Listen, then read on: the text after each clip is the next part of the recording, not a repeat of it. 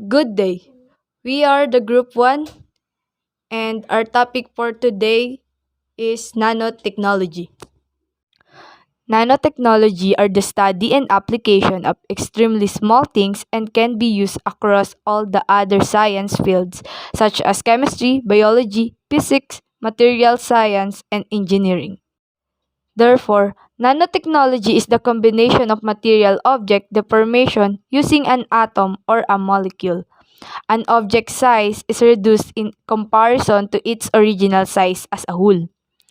Richard Peynon first discussed it at the annual meeting of the American Physical Society in 1959, entitled There's Plenty of Room at the Bottom, an invitation to explore a new physics field.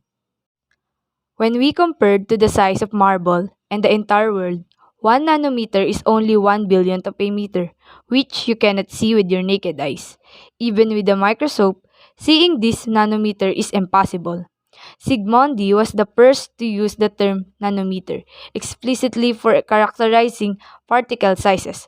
At the same time, Irving, winner of the 1932 Nobel Prize in Chemistry, introduced the concept of a monolayer, a layer of material, one molecule thick.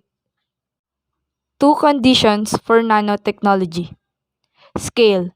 Nanotechnology is concerned with the use of structure by controlling their shape and size at a nanometer scale. Novelty. Nanotechnology must deal with small things in a way that takes advantage of some properties because of the nanoscale. The nanomaterial is a material having particles or constituents of nanoscale dimensions or one that is produced by nanotechnology. Sources of nanoparticles. First is the natural nanoparticles are those that are produced in nature.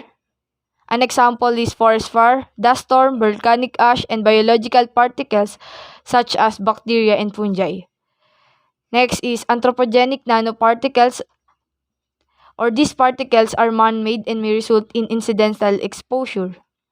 And this has two categories. The first category has no predetermined size, while the second category is known as the engineered nanoparticles. How are nanoparticles produced? It can be produced either top-down, which is the mechanical crushing of source material, or bottom-up, which is built up by chemical process. 5 application of nanotechnology. First, energy storage production and conversion. Second, agricultural productivity and pest control. Third, water treatment and remediation. Fourth, disease diagnosis and screening. And fifth, food processing and storage. Sunglasses using protective and anti-reflective ultra-thin polymer coatings for the first time are already on the market. In the field of optics, nanotechnology offers scratch-resistant coatings based on nanocomposites. Like nanotechnology are already being used in the manufacture of scratch-proof eyeglasses, crack-resistant paints, anti-graffiti coatings for wall, transparent sunscreens, stain-repellent fabrics, self-cleaning windows, and ceramic coatings for solar cells. The real risk of nanotechnology comes from its size.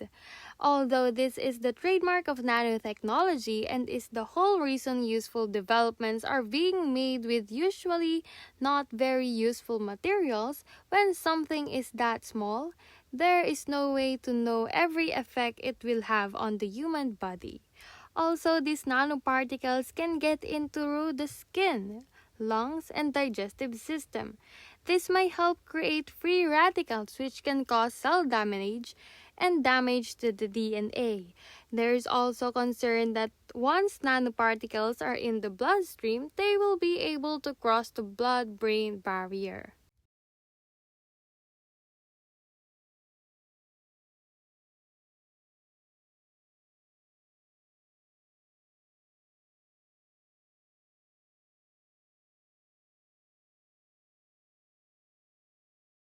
Thank you and God bless.